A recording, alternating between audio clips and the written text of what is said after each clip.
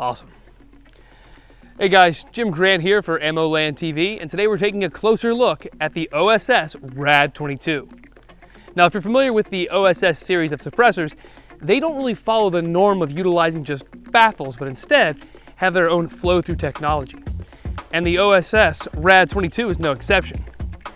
But it's a little expensive and kind of complicated for just a rimfire can. So is it worth it? Well, we take a closer look at the OSS RAD-22 and find out. At a glance, the RAD-22 looks like any other suppressor, but it's what's underneath the hood that really makes the difference. Tipping the scales at a scant 5.5 ounces, the RAD-22 is constructed from both titanium and heat-treated steel, which makes the suppressor both incredibly durable and lightweight, which are both obviously very desirable traits in a sound suppressor. Another desirable trait is for the can to be compatible with multiple calibers, and the RAD-22 checks that box as well, being made explicitly for .22 long rifle, but also functioning perfectly fine with 5.7, 17 HMR, and .22 Magnum. The engineers over at silencershop.com, who provided the can for the review, stated that their ultra-expensive sound meters measured the suppressed gunshots, at the muzzle at least, as low as 125 decibels on a handgun and 112 decibels on a carbine, with readings at the shooter's ear even lower. And if these numbers appear meaningless to you, take this real-life example as a point of comparison. A standard Red Ryder BB gun measures 121.4 decibels at the muzzle, meaning that the OSS RAD-22, when mounted on a carbine, is quieter than a BB gun. Seriously. But wait a minute, suppressors are basically just durable mufflers, and the only thing that really affects their performance is the caliber of the cartridge used, its size, and the internal volume, right? Well, not exactly. The engineers at OSS built a better mousetrap, so to speak, and their flow-through baffles not only reduce the sound of the shot, but they also capture and expel extra carbon away from the gun. And if you've ever neglected to clean a firearm having shot a few hundred rounds through them, you can undoubtedly appreciate this. But does it actually have a real impact on the cleanliness of the host gun? Well, to test this feature out, I ran 250 rounds through my personally owned SIG 522 rimfire carbine.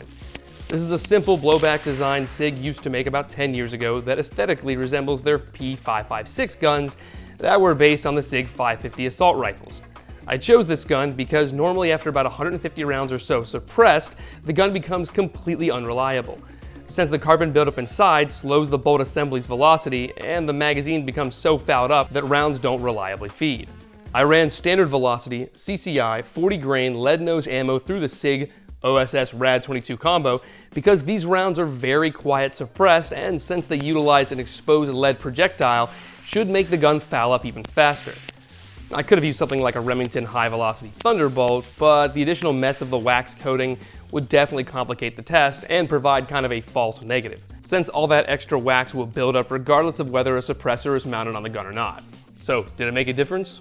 Yeah, I didn't encounter any malfunctions whatsoever except for a single round that failed to detonate, but it appeared to be a bad primer as opposed to anything wrong with the gun or any kind of measure of how cleanly it is. And since to me, of all my guns I have to clean, the rimfires are the biggest pain in the ass, this is a huge benefit. Because not only does it increase the gun's reliability, it drastically reduces the amount of time I have to spend scraping carbon, wax, and other crap out of the gun afterwards. Still, weight, sound reduction, and cleanliness, they're not the only important factors on a can. What about accuracy?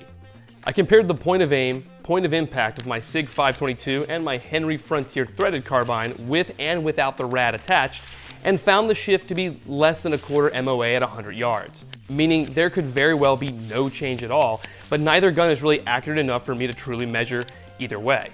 So while I still would suggest that shooters re-zero their firearms with a RAD-22 attached, for anything inside of 100 yards, it doesn't really seem to matter. But what about accuracy overall? Well, I actually saw no change in accuracy whatsoever. Yes, there was perhaps a tiny shift in point of impact, but there was no change in accuracy whatsoever. And if you don't believe me, you can ask the 4 squirrels that I smoke checked at about 100 yards. The groupings didn't seem to matter there, so I think it's good to go. Quiet, clean, lightweight, and versatile, the RAD-22 seems to be the perfect rimfire suppressor, so there's gotta be a catch, right? Well, yes and no. The only real drawback of the RAD-22 is its price. With an MSRP of $449, the RAD-22 is more expensive than lower-end, non-user serviceable rimfire suppressors on the market. It's also lighter, quieter, easier to maintain, and vastly cleaner. So I would argue that the little OSS suppressor is 100% worth the cost. Especially since you're going to have to wait 6 months or more for it to arrive, you might as well just spend the extra little dough and get something a little nicer. Thanks guys. For AmmoLand TV, I'm Jim Grant. Don't forget to like, comment, subscribe, and hit the notification bell up top left for more AmmoLand reviews. Catch you guys on the flip side.